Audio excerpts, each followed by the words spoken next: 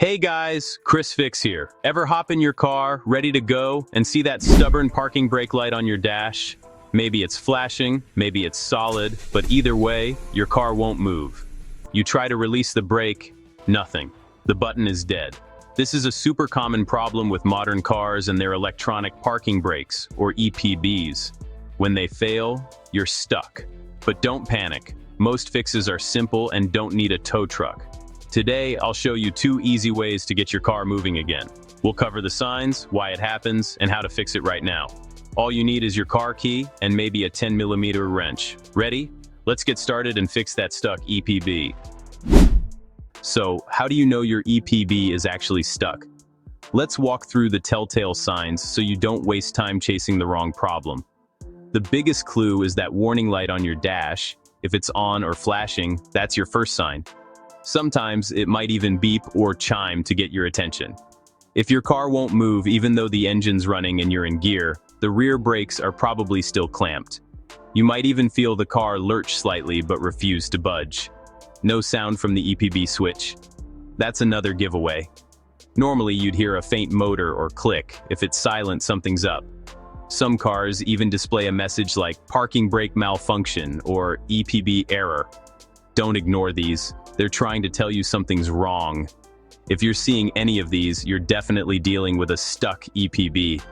It can be frustrating, but don't panic.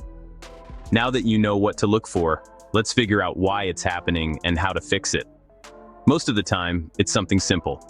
Let's break down the common causes so you can get back on the road fast.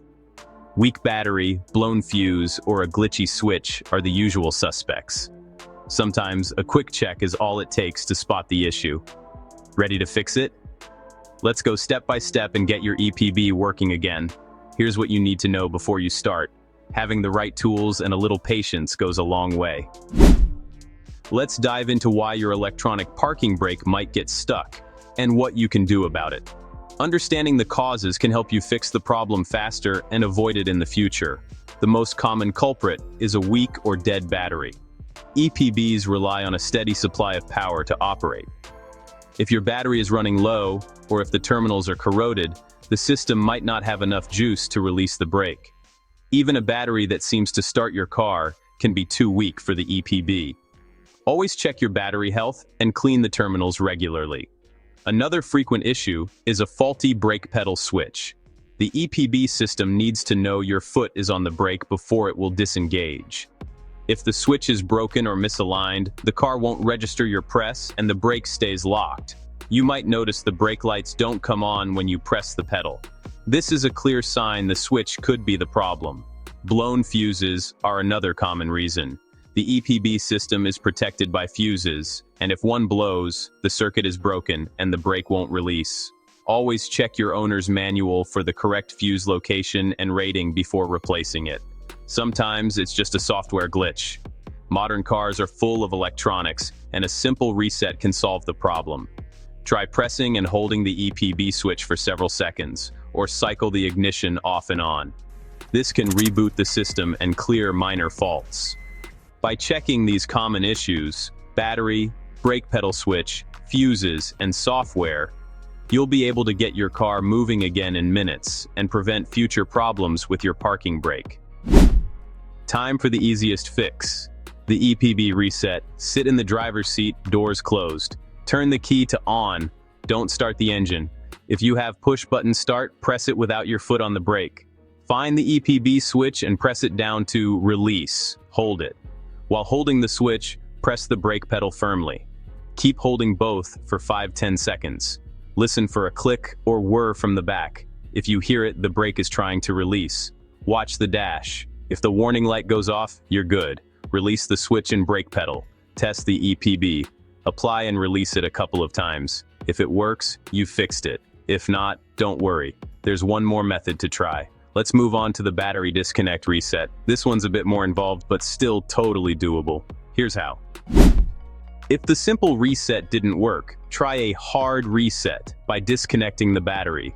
Turn off the car and remove the key. Open the bonnet and find the battery. Check your manual if needed. Use a 10mm wrench to loosen the negative, black U terminal. remove the cable and move it aside so it can't touch the post.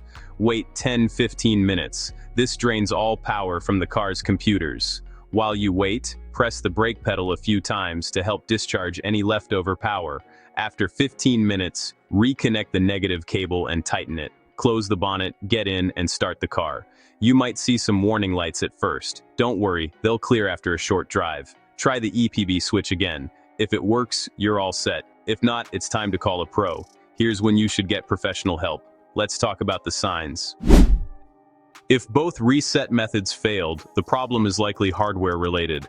Loud grinding or clicking from the EPB motor. That's a bad sign. Stop trying to fix it yourself.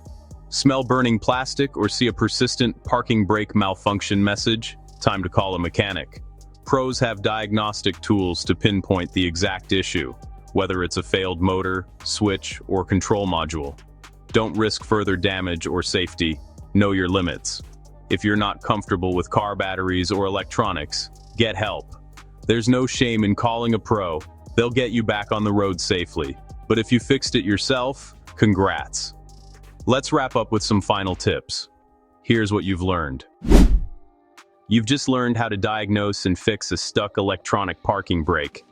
The simple reset and battery disconnect methods solve most issues, saving you time and money. Working on your own car builds confidence and skills. If you're still stuck, don't get discouraged. There's always more to learn, and help is out there. Check forums, videos, or leave a comment below if you need advice.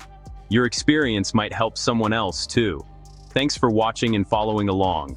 Stay safe, be patient, and keep learning. Let me know if this guide helped you. I love hearing your success stories. Until next time, keep wrenching. You got this.